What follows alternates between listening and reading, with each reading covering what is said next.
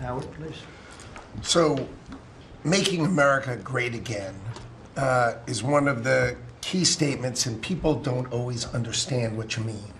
So, we always talk about 1870 to 1913, but in the mid-1980s, America owned more of the rest of the world than they owned of us. We owned $140 billion of the rest of the world net of what they owned of us. And when you came into office this time, the rest of the world owned $24 trillion more of our assets than we owned of theirs. And so when people argue with you about, the trade deficit is nothing, the trade deficit sends 1.2 trillion of our dollars to them. And what do they do with it? They buy the great America. Because when we learned in college, what we learned was that if you keep printing these dollars, they're supposed to devalue. But the problem is we're too smart. We invented the light bulb, the transistor, the GPU, so they keep buying us. And the only president ever to understand that, and you understood it in the 80s and the 90s, and I used to see you on TV and you'd say, God, what are these people doing? And finally we've changed it. So let's go over what we've changed.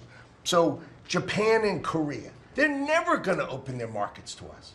So we've negotiated $900 billion that they're giving you to invest in national and economic security in America. The European Union, the second largest economy, $20 trillion. And all the experts said you'd never get a deal done with them. And watching you in Scotland was my favorite thing, right? 15%, they'll pay us 15%, and we will pay zero. So we can export to their $20 trillion economy, and they can pay to come to the great American consumer, right? So, a couple of other things. 4 days before you took office, the Commerce Department, which had the CHIPS money, they set up this thing called NatCast, which was a make-believe not-for-profit. And they signed contracts to wire them $7.4 billion. This was just nonsense. So we stopped the payment. We've got the money. It's an illegal thing to try to set up a department that's not the Department of Commerce, that kind of acts like the Department of Commerce. And what was it filled with? All these people who worked for the Biden administration. I mean, it's exact corruption that you talk about. $7.4 billion now clawed back. Last week was the most fun. In 1 week, Intel came in, right? The Biden administration had given $11 billion to Intel, given it to them, done. Corporate just gift.